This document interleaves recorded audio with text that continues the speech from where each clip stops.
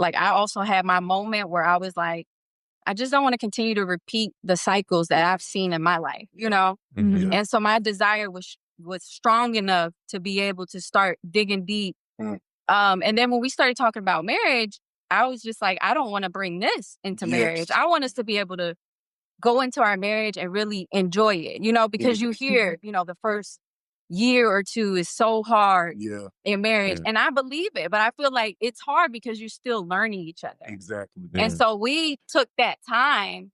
Those 10 years, I say 5 years was the toxic and yelling and whatever. And then the next 5 years was really us, like I said, digging deep and really trying to become a healthy relationship so we could enjoy our marriage.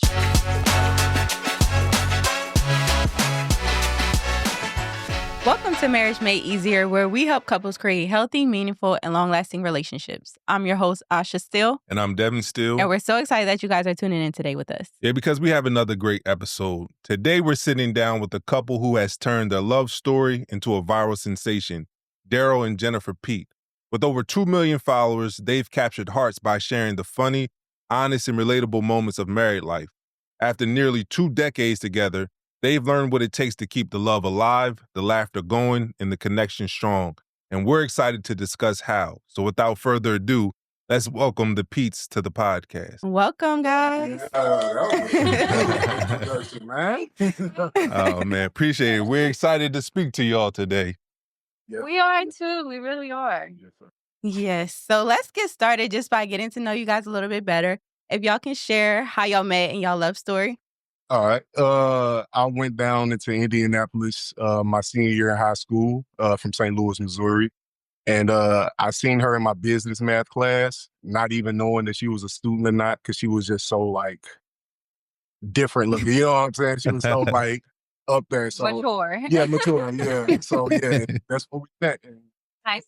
It was an awkward conversation at first, and then we just grew after that. Yeah. So this has been since high school. Yes. Senior year. Oh, wow. That's awesome. Yeah. So I guess my question would be, if you've been together since high school, nearly 2 decades, how do you keep the love strong? How do you keep things exciting and new?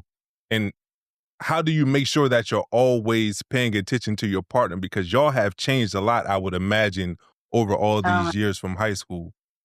Yes, we've changed a lot. We are not the same people when we first met. We are in a way because we're the same goofy like personalities, but we've evolved so much. Mm-hmm. And I just feel like over the years, one, we've allowed each other to grow and become who we are today. Yes. And also just not getting too comfortable in the relationship. Yes. So we know, especially at this point, and y'all saying almost 2 decades, it's That's crazy. I never heard of that. Yeah, I've never seen it. That's crazy. But just not getting too comfortable, knowing that this is what we want for life, knowing that neither one of us wants to go anywhere. We don't want anything else. But knowing that you got to continue to pour into the relationship, continue to do the little things, flirt with each other, think of each other, date. Yeah, we've been really big on dating through the different seasons, and that looks different in every season, but continuing to pour into our relationship. We never allowed ourselves to get just too comfortable. Yes. Yeah. Did y'all know that y'all were going to try to do life together your senior year in high school? Or when did you know that, okay, he's look at him. Like, no, that was in sync. That's my friend. Yeah. He came to St. Louis. The plan was them just to graduate and then go back home. Mm-hmm. So when we were just talking, we started off as friends. We just clicked. We had a good time. We laughed. And just from there, it grew. It became something that we never could have imagined. Never. For sure. Yeah. About how long into it did y'all make the decision that, okay, well, number one, we're going to go from friends to now we're dating to now this is the person I want to spend the rest of my life with? I want to say it was a little early on. You know, it was a few months, but at the time we were 17 or 18, so it kind of looked it kind of looked different growing up. So like around 21, we still trying to figure out who we are as individuals. Yeah. But at the same time, we start growing together, and once we start growing together, I'm starting to, take consideration of what she want to do, and she take consideration of her actions with everything about me. So I want to say around 5 years in. 5 years in, we. Well, when he was leaving Indianapolis and going to St. Louis, I was like, I'm not ready to let this go. Yeah. So we're gonna try to make it work. So it was long distance, probably about. I lasted like 2 months, and then I ended up moving to St. Louis at 18, and just from there, that's when we were like, okay, this is a relationship, and we're going from here. Yep. Wow. It Did you seems- have, I'm sorry. No. Did you have, just with upping and moving at such a young age, like, did you have family where you was relocating to? Like, how did that look for y'all? Because that's a huge transition with y'all being so young. Yes, I didn't have a lot of family in Indianapolis. I had my sisters and my mom. I was already living on my own at 18, so I had my own apartment. So I had that little bit of independence. So moving to St. Louis, we just moved a couple years ago to Arizona, and I put a lot of thought into that. When I was 18, I didn't think. I just Yeah, I'm going. I had a laundry basket of clothes and went to his house and Yeah. My mom and never left. My mom was like, well, I guess we got another guest, I guess. Until we moved out on our own. We stayed with my mom for about 3-4 months. Yeah. Until we moved out in our own apartment. And from there on, we was by ourselves. Yeah. So it wasn't much thinking. It's not something that I always say when we share our story. I'm like, I don't recommend it. For me, I was 4 hours away. So in the back of my head, I was like, if it doesn't work out, I'll just go back home. But at the time, I was just following my heart, and it ended up working out. Yeah. Did when y'all moved in together, did y'all face any challenges? Because it's different when you're living separately. The person can just show you the good side of them, but when you living with somebody 24/7, you see all sides. Like I saw sides of Ash I had no idea existed. But did y'all experience something similar? Oh yeah, for sure. That's when things got real. Yeah.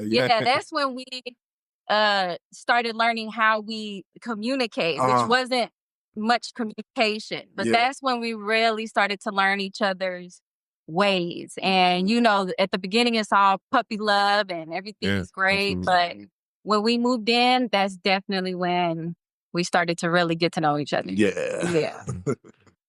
How intentional were y'all with that phase where y'all moved in? Now it's like, okay, now this real, like we grown up, we settling into adulthood, living together. Like, what did that look like for y'all? Because I know for us, we was a little bit older in our early 20s, but we didn't have those intentional conversations of what it looked like to just be together, to, what it looked like, the roles that we were playing, not even to the point of us being married yet, because we weren't there. We ain't had no conversations. No, we didn't have no conversations like that. But we was just having fun.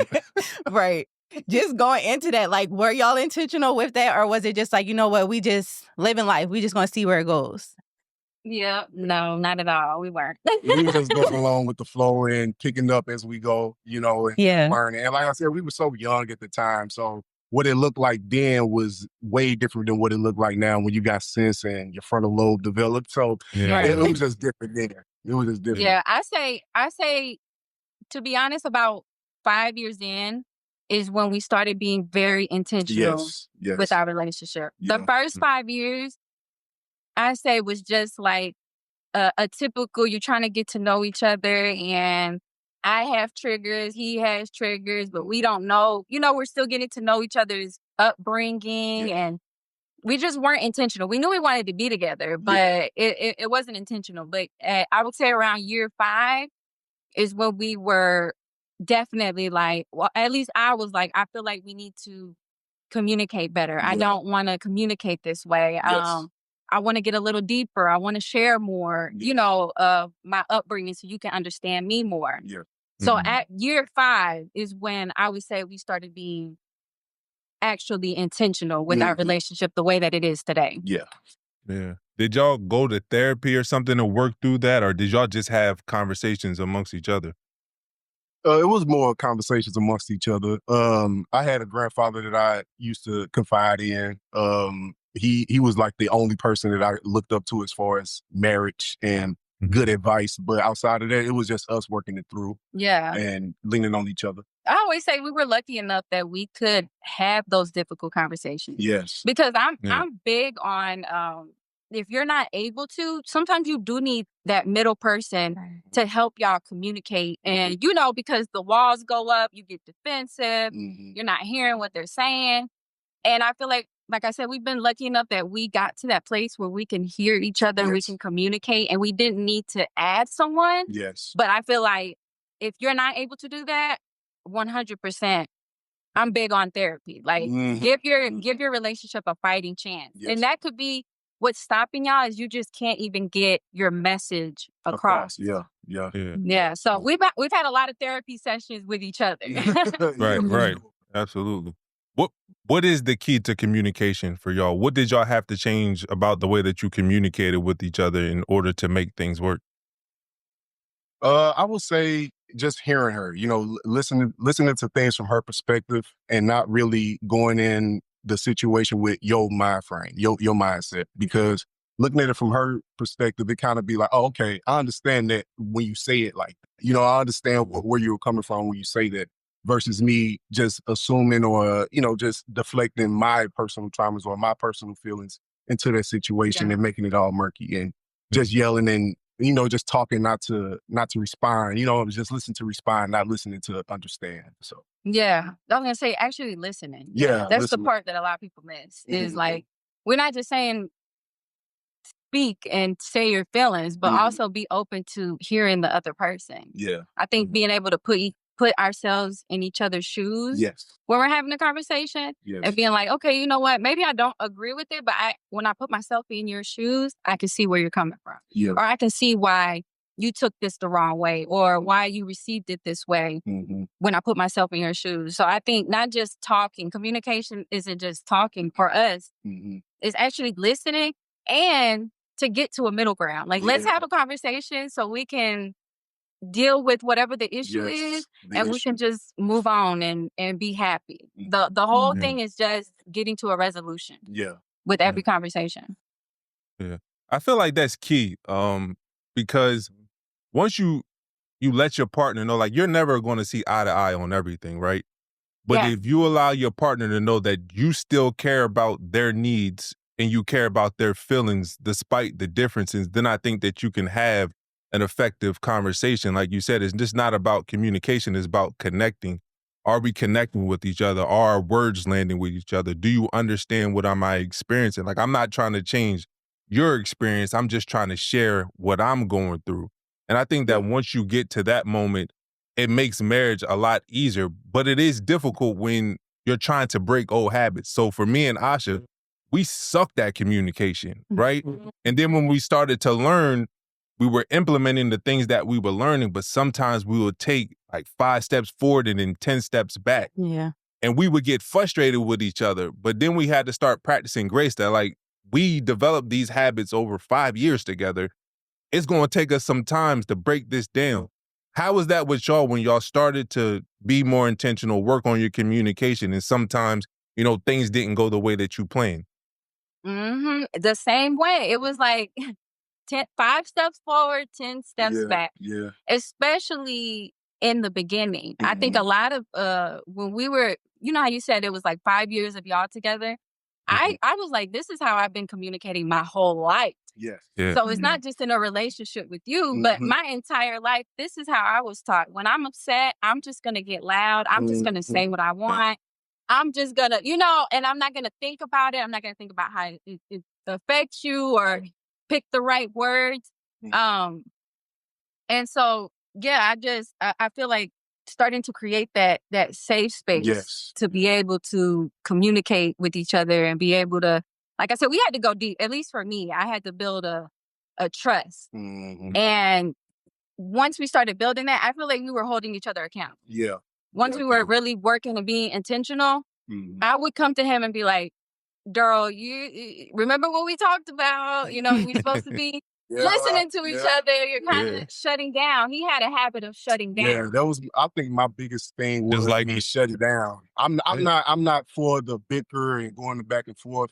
And then back earlier, I didn't know how to voice my emotions the right way. You know what I'm saying? Just to get it across to you. It all came out as anger. If I say something, anything, it's going to come off wrong. So I'd rather just shut down and just sit on it for a minute until we know that we can come back to the situation. Or I just let it blow over. I was like, no, let's talk about it now. Let's figure this now.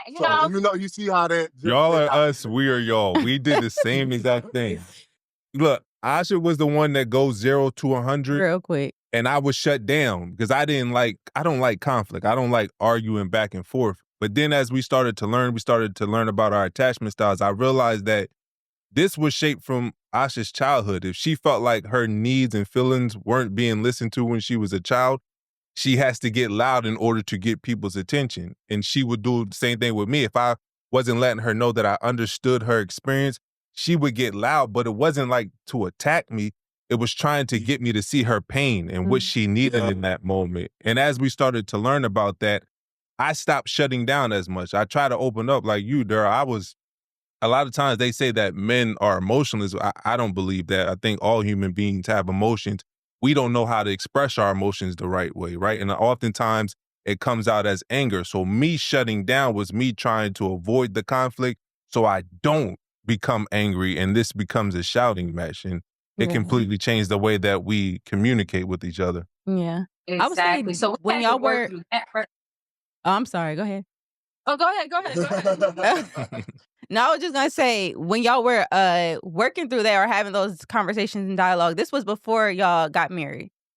Yes. Mm-hmm. So what prompted that? Because that's big too, because a lot of people aren't that intentional enough, especially without having, like they said, a third person, a therapist in place to have those conversations or to use certain resources. Like, what prompted that for y'all? By a lot of people, she meant us. We weren't intentional. For me personally, it was a certain situation where I just knew her heart was broken in 1,000 pieces, and I didn't want to see that no more. It was because of me.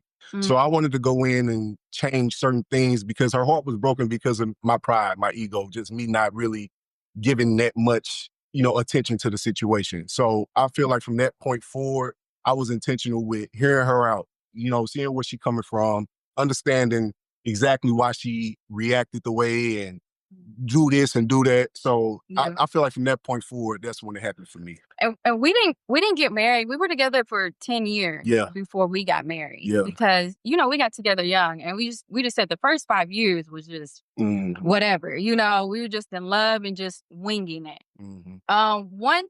Once we started really getting deeper and really, like, I also had my moment where I was like, I just don't want to continue to repeat the cycles that I've seen in my life, And so my desire was strong enough to be able to start digging deep. And then when we started talking about marriage, I was just like, I don't want to bring this into marriage. I want us to be able to go into our marriage and really enjoy it, because you hear, the first year or two is so hard in marriage. And I believe it, but I feel like it's hard because you're still learning each other. Exactly. And so we took that time, those 10 years, I say 5 years was the toxic and yelling and whatever.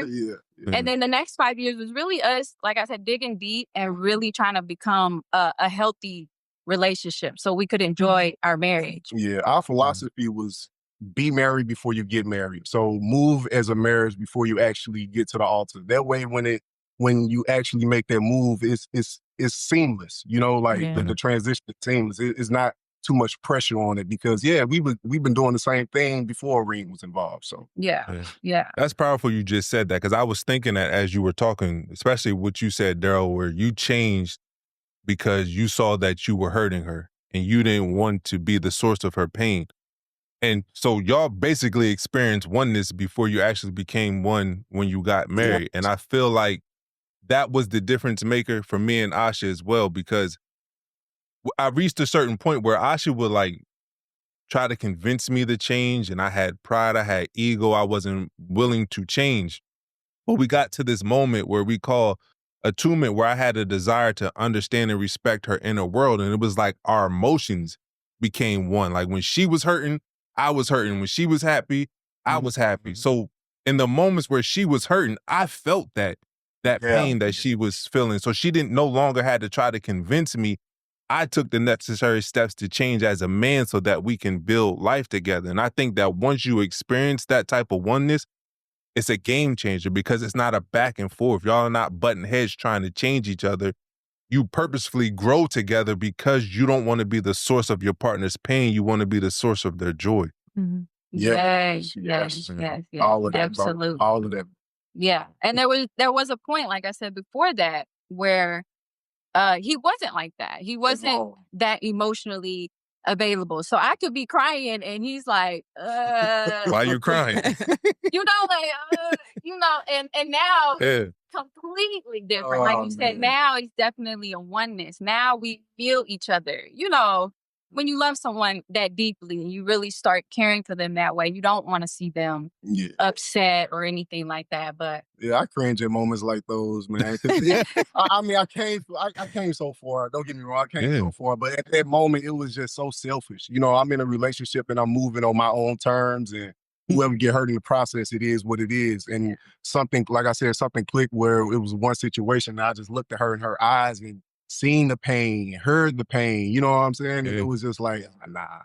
Just to be a better human being, I got to change this way versus, just being a better person for her as well. And people don't want to hear that. People don't want to hear that, at some point, like he was making me cry, but it wasn't based off, some people think from cheating or anything. Like I always say, your partner can hurt your feelings and it has nothing to do with infidelity. It could be something small and you hurt your feelings. So you're always, forgiving, whether it's big or small, but people don't want to hear that you are going to always be forgiving each other, probably for small things as the years go on.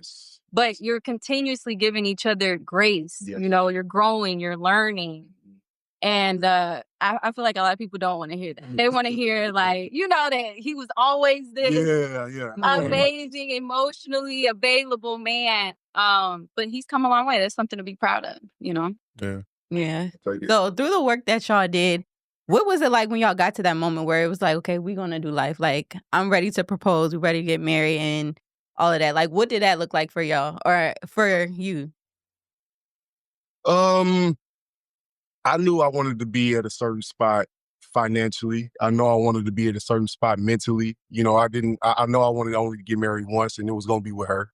So I wanted to get to a spot where I knew that this was going to work long term. I'm in a good spot for her. I feel like she was there already. So it was basically like me getting to just working my way up to where she was at. But I wasn't. I was working on things too. Before we got married, I was putting in the work as well so that I could be a good partner because I wasn't the perfect, partner either. I had things that I needed to work on too. Yeah. So we were really working on ourselves. But I feel like that year that we got engaged, everything was just really good. Things were just falling into place. Like God was really just placing things in our lives, just job wise. He had got a great job. We were in church, and he proposed in our home church. So it just, at that time, it was kind of like we had committed our that year before we got engaged. We committed to going to church every single Sunday, just to go. We just wanted to see what can we gain if we commit to going to church every Sunday.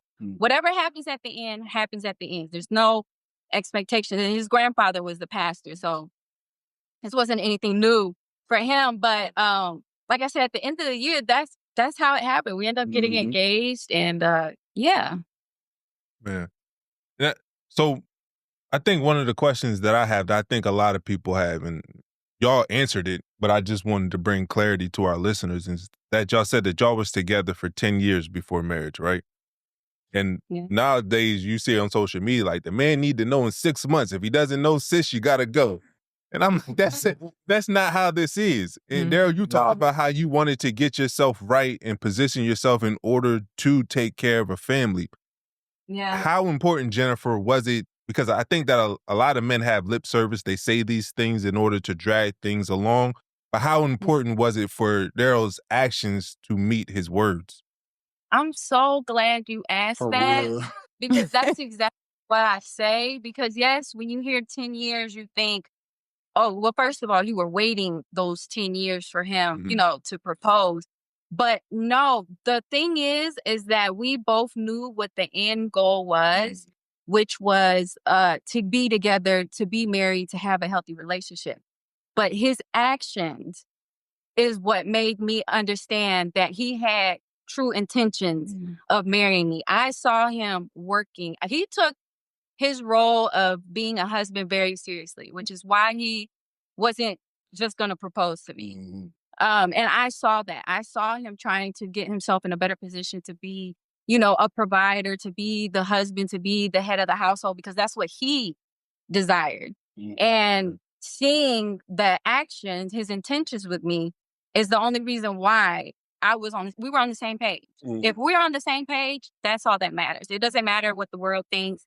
If they think we should have been, you know, married by now, me and him, we were locked in. And we knew what the plan was and what the end goal was. And we were just, you know, putting the work in. Yeah, and that's to your point, Devin. I really shut out social media. You know, I didn't want to work on anybody else's timeline. I knew what we was going through. I knew we got together 17, 18. You know, so 10 years sound crazy, but being married at 27, 28, when you look at the numbers, it is what it is. But I really shut out social media, shut out the timeline, the pressures of everything else, and honed in on what do she need, what do we need in order for this to go forward, and make sure that it's seamless, like I said earlier. And moving on our timeline, you know, like we live in a society that tells you, like you said, oh, he should know that he wants to marry you in 6 months, you know. And I think it's true, you know, a man will know after some time if he wants to marry you.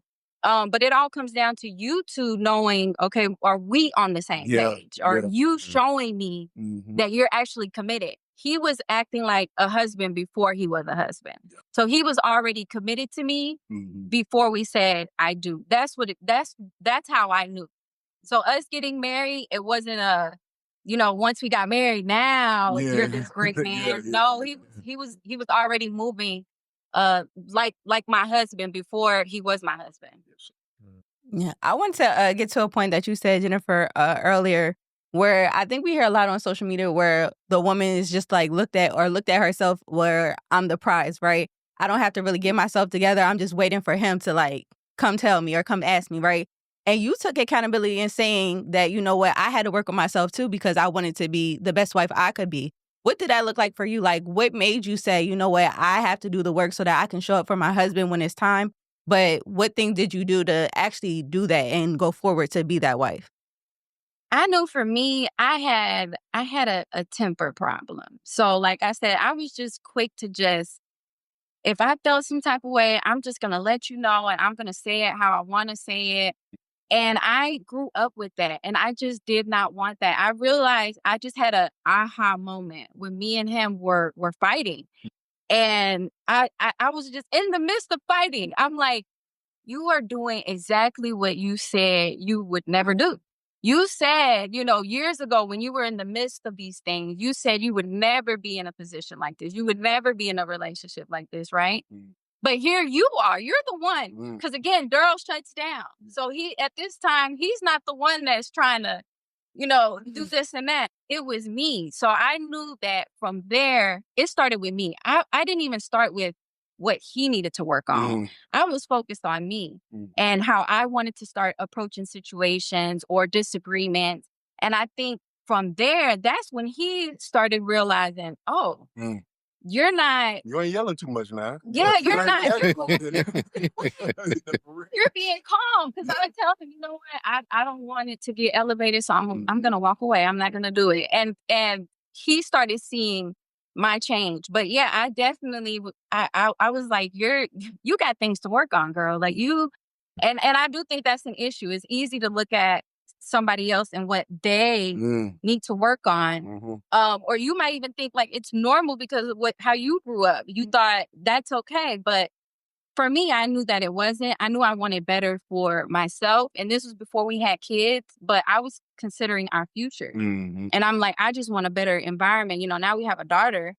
But at the time, I'm like, I just want a better environment for our children. And it started with me. Yeah, it didn't even start with like, Darrel, you need to do this. I wasn't pointing fingers. I was pointing all the fingers at myself. Yeah, I think that the accountability factor is huge in relationships because I know from previous podcasts that we talked about that set in a lot for our relationship as well, where I was doing a lot of things that contribute, like Devin said, it would go 0 to 100. And I realized that once I was able to take that accountability and say, you know what can I change? Because maybe it's not just what I'm thinking is him, you know? And so once you create that change within yourself, you start to see like the outward things start to change as well. Whereas like he's not even necessarily changing. I'm the one changing and so many things are changing around me. So I think that's really eye-opening, which a lot of women I feel like don't unnecessarily, I don't want to just say everybody, but a lot of women don't take that accountability factor where it's just like, it's something that I need to fix. It's something that I need to work on. It's not always my partner. It's not always my husband. But what can I do to kind of shift that energy and then we can move forward accordingly? I gotta clap it up. Yeah. That's growth. That's growth. Yeah. That wasn't Asha.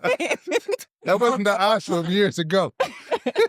So to hear that, it's so much growth. Oh man. Yeah. And it's amazing to see, like, you guys, nobody knows the work that you have done. Nobody knows you guys the way you do. Yeah. So you're able to look at your wife and you're able to look at your husband and see who you were when you first got together and be like, who is this person? Hey, you know, in a great way. Yeah. But yes, I feel like accountability is huge. Like yourself. There were times when we hold each other accountable, but holding yourself accountable is key. Yeah. Also in a relationship. Definitely. Yeah, and I think that was really powerful what you said earlier is that you said that you would see Darrel shut down so he wasn't the one yelling. And that made you realize, well, I must be doing something in order for him to shut down.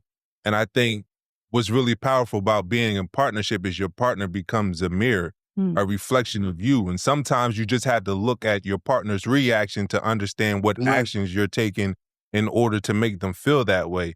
And that was the same for me and Asha. Like I said, she would go 0 to 100 because I wasn't listening to her. I wasn't letting her know that her needs were important to me.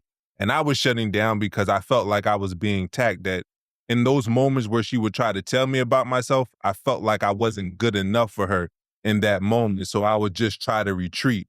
And when we worked through that, it was just like, okay, we both had the same goal to love each other, to be with each other, to do something different that has never been done in our family. And we were willing to change because even going back to the timeline about the 6 months, man, I didn't propose to Asha until after 2 years of meeting her. It is not because I didn't love her. It's not because she wasn't a wife. It's because I didn't know that was the goal of dating. My parents got divorced when I was in 3rd grade. I didn't grow up around marriage. I just saw people dating. I didn't know the goal should be marriage. She was a wife when I first met her. But if I don't know what a wife looks like or what a wife is supposed to do, how do I know to marry this woman? And it wasn't until me and Asha went back to church and the pastor was like, if you're not going to take Asha seriously, then let her go. And it was the first time that any man had held me accountable and helped me to see that right now, this is just y'all playing house. This is not real. It becomes real when you take this woman on as your wife. And then that's when I started to work towards like, okay, I do see me spending my life with this person. I do see me wanting to create a family with Asha. So let me take the necessary steps to do that. But if nobody ever stopped me and said, hey, y'all should be working towards marriage, me and Asha would have been boyfriend and girlfriend for like 20 years. It would have been bad. Oh, man.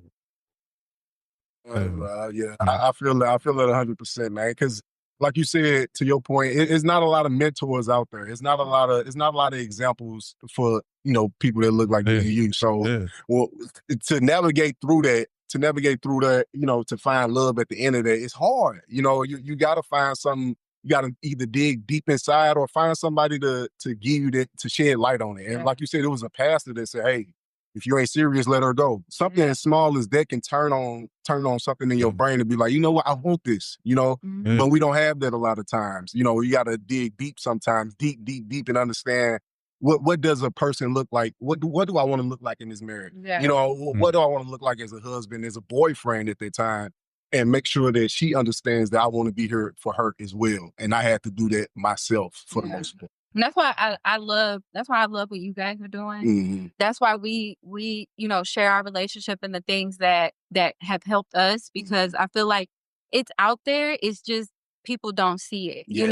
and I feel like it's so important to just give that example. And that looks different. Every relationship is different. Every marriage looks different. Every role looks different. But Mm-hmm. just getting more of that positive, like husband, a husband loving on his wife out loud, unapologetically, Yes. it's Yeah. like, Yeah. it's beautiful to see. Yes. Absolutely. So y'all been together since 17, 18. It's been a long time. What would y'all say each of y'all take a turn and just share what is the thing that surprised you the most about each other from where y'all first started to where y'all at now? Like, what is y'all proudest moment of each other's journey and growth? You want to go first? I mean, my proudest moment is right now. We have a 4-year-old daughter, and she is living a life that I could have only dreamed of, as a child. She lives in a home that is filled with love, where she sees us communicating, not fighting, but seeing how we disagree in a healthy manner. And just being super solid. Like, I'm just really proud of us where we are today, because it has been, 17 years, and we're not the same people At all. as teenagers. And that's a great thing. I'm glad that we're not those, same kids, but just actually putting the work in, doing it, seeing the results, and then seeing our daughter benefit from those things, seeing her, because you can talk about it. And I've said this before, like, it's easy to say, oh, when we have a child, like, we're going to have a healthy relationship and we're going to do this and that. But once she came and we were really like, it's real now. You really have someone that's looking up to you. You're really raising somebody together. That's what I'm most proud of. Is just the environment that we've created now that is so healthy. And she just gets to enjoy it. I would say for her journey, her personal journey, when we got together, she wasn't keen of like the whole family, kids, and marriage. She wasn't really keen on that. So like fast forwarded to today, seeing her as a mom, seeing her as a wife, and just looking at her in that light, and understanding that when she was 18, she didn't even picture this. It take me back sometimes. It made me sit back and be like, wow, like, look at Jennifer. You know what I'm saying? This the same old Jennifer from back in Indianapolis that didn't want kids. She got a 4-year-old daughter and she's perfect at it. Like, it come flawless to her. It's like natural. So I feel like that's my proudest moment at her. Just seeing her become a wife and a mother from where she used to be. Yeah, because I didn't even dream of being married. I didn't dream of having a family, to be honest, because the examples that I had seen weren't the best examples. So I was almost like, I'd rather go without, than to go through that. So yeah, you're right. Who would have thought? And I'm gonna share this. Asha might get mad at me for sharing this, goodness. but she was the same way. So she told me when we first met that she couldn't envision herself being a parent because she didn't want to have a baby moving around in her stomach. Oh my goodness. She said growing up, she would see women be like, oh, look at the feet, the baby's moving. She'd be like, that's a whole human moving around inside of your body. That's disgusting, right? And to see now that we share 2 kids together and the type of mom that she is to our kids is like one of the best feelings in the world, because when you find a woman that showers your kids with the amount of love that Asha does and the intentionality, it gives you a sense of peace as a man that you just know your kids, whether you're here or not, will always be loved. They will always be cared for, and you understand how important that is in their growth. Because even now with me and Asha sharing our marriage, our kids talk about being married, right? They see it and they want to be it. Whereas when I was growing up, I didn't talk about that. I didn't see people who aspired to be married, but because of our love, because of the way that we've worked through things, and it hasn't always been easy. The first couple of years was tough, like y'all brought up. But the fact that we were able to work through it and then show our kids that sometimes you have to overcome obstacles in order to get what you want out of life. Like, you don't just turn your back and run. You made a commitment, honor your commitment, and work through it. So to see that our girls get to benefit from our hard work and commitment is definitely one of the proudest things that I feel as a husband and as a father. Oh, yeah, for sure. I want y'all to know that y'all the only other people that heard that story about the baby. Now millions of people want to hear it. But no.